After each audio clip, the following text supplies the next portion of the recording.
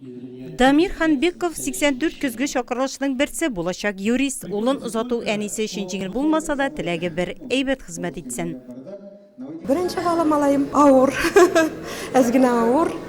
Укыды бер 3 ел, хәзер инде менә китә армиягә. Бетердем техникумны, Десения, МИФИ, Млекосте, Оренбургка, скорее всего. Фунда инде служить там, алтлысы. Армия это бәлки бөтен безгә служить кирәк, чөнки ул ирләрнең бурычы.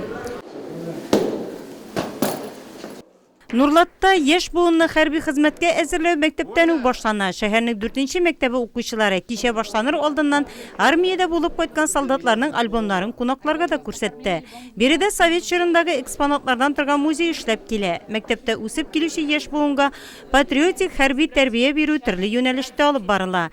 Хәтта кызлар да дзюдо түгәрәгенә теләп йөри. Кызлар да булырга тиеш көчле. Һәм мин бик яратам бу дзюдоны, йөрергә моннан.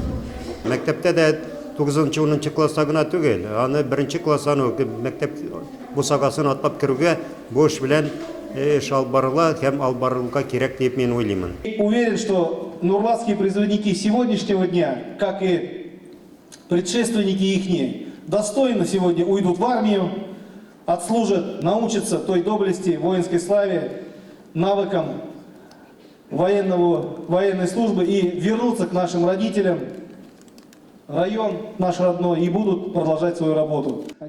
Нурлат үзенең егетләре белән горурлана ала. Илебезнең төрле почмакларына хезмәт итүче егетләр турында командирларына рәхмәт хатлары килә. Нинди генә кайнар нокталарда да хезмәт итсәләр дә Нурлатлылар санатмады. Әүгән җирендәге сугышларда да Нурлат егетләре батырлык күрсәтте. Кичәдә аларның 7-сенә орденнар тапшырылды. Запастагы капитан Марат Абдрахманов шуларның берсе. 16 яшендә ул үзе теләп хәрби училищега укырга китә. Вертолетчы егет 1986-1987 елларда Әфган җирендә барган сугышларда катнаша. Егетләрдән армия сафларына хезмәт итү элек тә, хәзер дә зур җаваплылык сорый ди ул. В наше время служба в армии. Безнең вакытта армиядә хезмәт итү бик аерыла иде. Хезмәт итү еллары, андагы шартлар. Хәзерге солдатлар өчен хезмәт итүдә уңайлы шартлар тудырылды. Хезмәт итү вакыты да кыскартылды.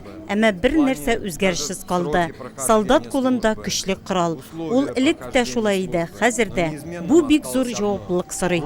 Солдат по городу вместе, по незнакомой улице.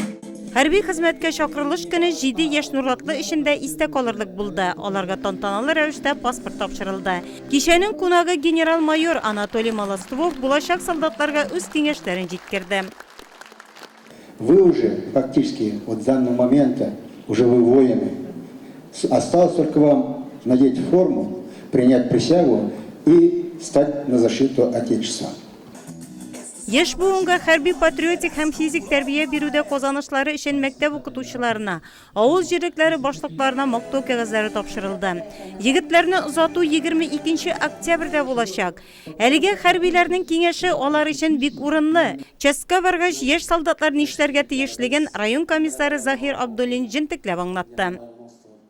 Быел без көзгө чакырылышта 84 егетебезне армия сафларына җибәрәбез.